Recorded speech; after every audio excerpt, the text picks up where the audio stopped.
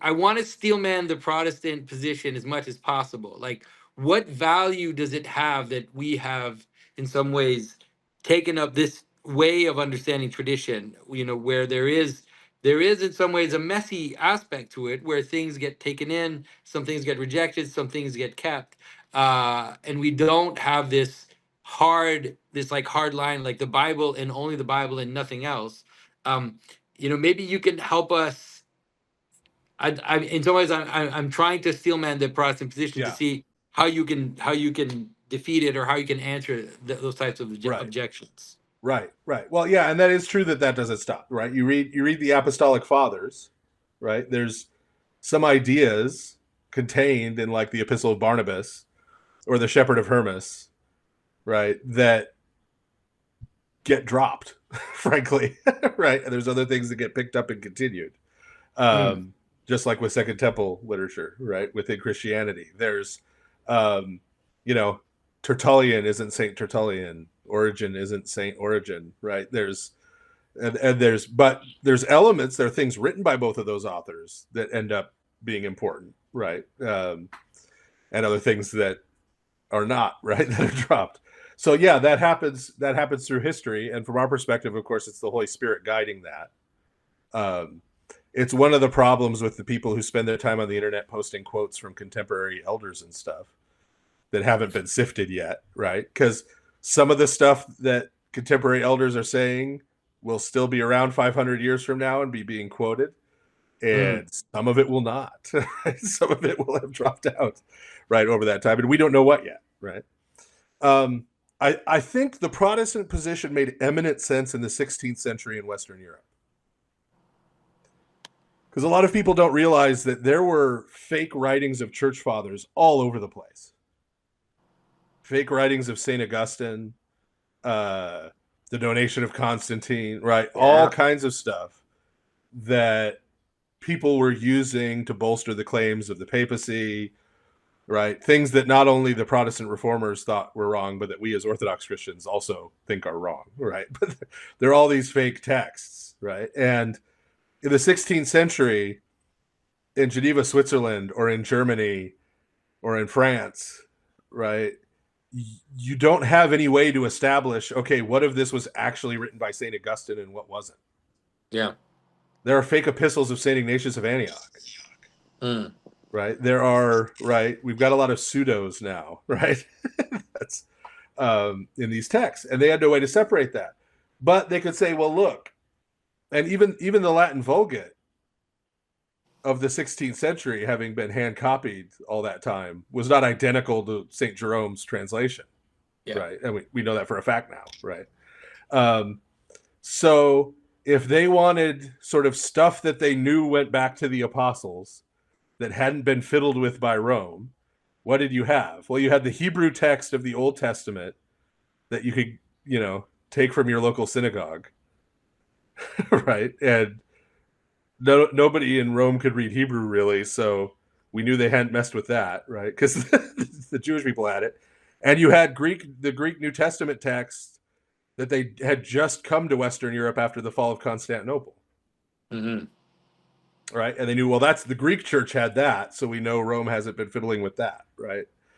And so they said, this will give us a direct window into, in their view, right, or at least the most direct possible window available to them into apostolic faith, right, without any pseudo and false writings. So that's my way of steelmanning it, is saying that makes eminent sense if you're living in Western Europe in the 16th century.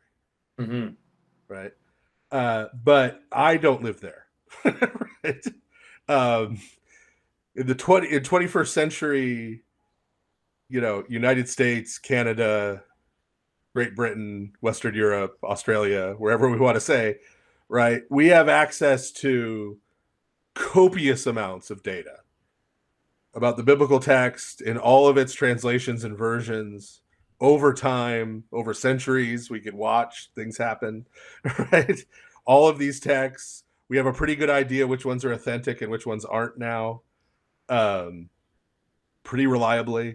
There's some things still argued about, but pretty reliably. And so it doesn't make a lot of sense now to wall off certain data, to present certain data as irrelevant. Mm-hmm. And it's honestly hard to, as someone who's been to a Protestant seminary, it's hard to do. Mm-hmm.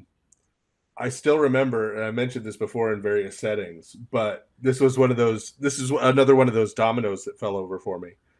I was in the ancient church history class at probably the most prominent on an academic level Protestant seminary in the US. And the professor, a very intelligent man, very well-read man, says, at the very beginning of the 2nd century AD, in the letters of St. Ignatius of Antioch, we have spelled out in detail the role of the magisterial bishop governing the church. Then he pauses and says, how did things go so wrong so fast? In the 2nd century. Right. Because to him, obviously, having bishops is an unbiblical form of church government. Yeah, yeah. And so even if you see that at 100 AD, the question it spawns is, how did things go wrong so fast? Not maybe I've interpreted the Bible incorrectly. That's right. Right? And so, yeah, now it seems to me that the onus kind of goes back onto the Protestant scholar to justify isolating the biblical text from its historical context. Mm-hmm. Right? What justifies that? Yeah. Because if you start to take even just the way Greek words were used that are used in the New Testament were used by other Jewish authors at the same time, it bodes ill for a lot of Protestant theology. Mm-hmm. So there has to be this, Sola Scriptura has become this kind of club just to ward off that argument entirely. Mm-hmm. Right? That's completely irrelevant. Right? We don't even consider that when interpreting the Bible. So it's just the Bible in and of itself. And so it's the original purpose of Sola Scriptura was to have confidence that we were getting sort of directly from the era of the apostles. But the 16th century consensus then, what N.T. Wright says, hey, these may be the best answers from a 16th century perspective to these theological questions. Right? But it's not the 16th century anymore. Mm-hmm. Right? Yeah. I don't think they're the best answers, but N.T. Wright's a Protestant still. But right, that like this time has passed now, right? And we have a lot more witness and a lot more resources and a lot more windows into the era of apostolic Christianity than they did. Mm-hmm. And just saying, no, this is what was said in the 16th century, this is what we believe, this, it's like taking the argument we would make based on St. Jude, talking about the faith once for all delivered to the saints, and just having it be once and for all delivered in the 16th century. That this framing of it is put forth by Luther and or Calvin and or Zwingli, whomever, right? That was the perfect framing on all these points, and that's it. And then you get this circular reasoning, right? Well, they'll say, well, yes, because that's the teaching of Scripture, but anything you do to try to reinterpret Scripture or interpret Scripture differently then gets ruled out because it doesn't match those conclusions. So the correct way to interpret Scripture becomes the way that produces the correct conclusions. And those are the correct conclusions because that's what we get from interpreting Scripture the correct way. Right? In this circle. Yeah, I remember. It's weird because I really remember being told that when I was younger, when St. Paul talks about powers and principalities, he's talking about princes in the world, like he's talking about kings and princes, as if there were a lot of those in the era of the Roman Empire. Yeah, and so there's kind of just one guy ruling the world. And so it's interesting that that the opening up of the space is in some ways it's been fruitful, because it seems to me, and this is in some ways now I'm obviously going to argue from the other side, which is from the Orthodox side. It seems like a lot of the things that were forgotten in Christianity in the modern age are these blind spots that were that led to some certain types of arguments that led to some aspects of atheism or some aspects um, of modernism, and that it's in fact by opening up some of these spaces again and by re-understanding some of these ideas, right? Like the idea of the council around God, or the idea of how these intelligences influence the world, is in fact the exact spot we need to be in right now to understand what what are these things that are talking about in a world, like a simple example is like in a world where for 100 years, for a few centuries now, we've literally eliminated the language to talk about principalities and let's say non-human intelligence, and now we're building a non-human intelligence, and we have no way of understanding what we're doing. Like, we don't know what it is we're doing, we don't know what we're talking about, we don't know, we have no language, we've lost theological language, we don't understand how intelligences affect us, but we're just kind of blindly groping towards it. And so all of these questions seem to be the right ones to be asking right now to understand what's going on, and also how the new Christianity that's coming in, or like the return of Christianity that's returning in Catholicism and Orthodoxy, but also in Protestantism, is full of this light. It's full of these answers, or full of these questions. Like Heiser is an Yeah. example in Protestantism, and it's not just happening in Orthodoxy; it's kind of happening everywhere at the same time. Yeah. Well, let me make a couple non-controversial statements. Like You're I'm known not for those, Father Stephen. You're known for I'm not non-controversial sure how statements. real any concept of the West is. I think that's mainly a discourse that doesn't have any reality behind it. But if we're talking about like Western European culture, I think the whole rhetoric of trying to save the West, meaning Western Mm. European culture, is fundamentally futile, because I don't think the contemporary scene is some kind of subversion or falling apart of Western European culture. I think it's the denouement. I think this is the final form, Mm-hmm. right? Because Western European culture gave us the Enlightenment too, right? Well, first the Renaissance, and then the Enlightenment, right? And then, Yeah. right, and that Western European culture post Enlightenment led to even Christians, even thoroughly devoted Christians, becoming embarrassed of the whole concept of the quote unquote supernatural. Yeah, yeah, yeah. Their worldview was so deeply informed by Enlightenment rationalism that believing in a God was kind of embarrassing. But you start talking about angels and demons, right? That's getting pretty close to ghosts and goblins, right? Like we can't go there, right? Like demons. Next, you're going to be telling me there's witches, like And look at it's us now.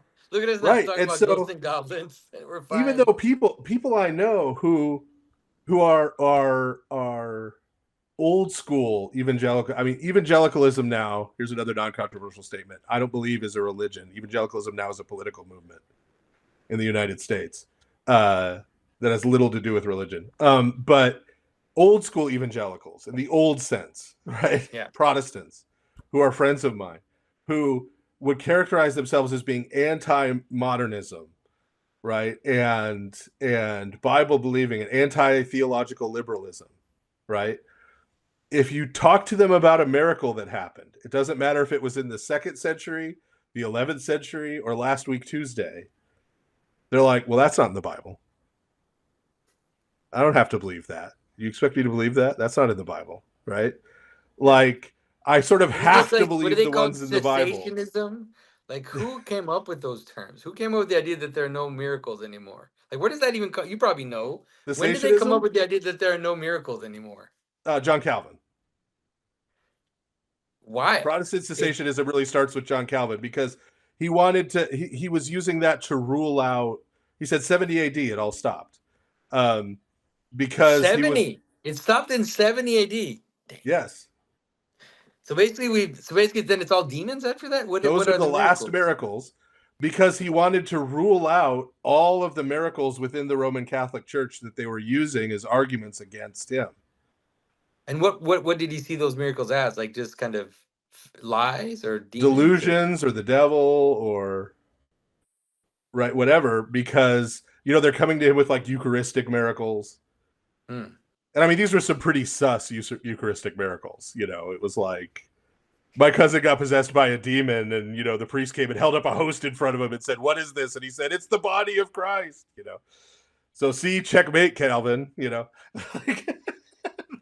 So they're a little suspicious, but his approach wasn't to just say, like, seriously, man, you expect, right? It was not possible all because there miracles aren't don't any affect. anymore, right? Exactly. Like, Well, that's not in the Bible. that those miracles were just for the age of the apostles, Yeah. right? They were there for the apostles to confirm the apostolic witness Hmm. to the resurrection of Christ, and then that's it.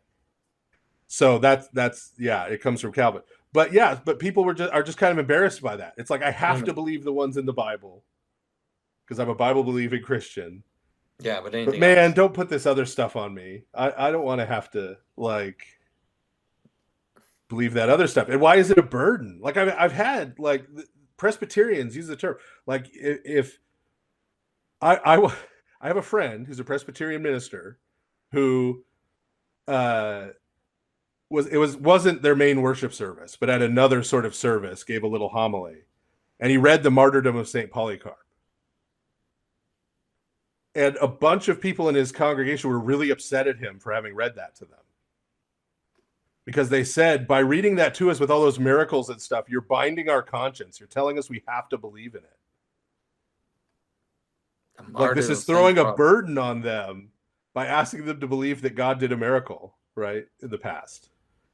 Wow. And the only thing I can say is, again, it's deep set. Like, people aren't thinking about it. Mm-hmm. Yeah. They would say they're anti-Enlightenment rationalism if you ask them. But that's just embedded. Stuff like that doesn't happen, right? I have to believe what's in the Bible, but the rest doesn't happen. And so that's getting broken down, right? Yeah. So the West, in that sense, I hope gets broken down and ceases to exist, right? Like that whole element of Western culture. And I think that's the trajectory. I don't think this other stuff is foreign to it. I think this is the denouement. I think, my biology doesn't matter. I'm whatever sex I claim to be or invent. It's downstream from the Enlightenment, for That's sure. That's downstream from the liberty, equality, liberté, égalité, right. fraternité, right? Like, for sure.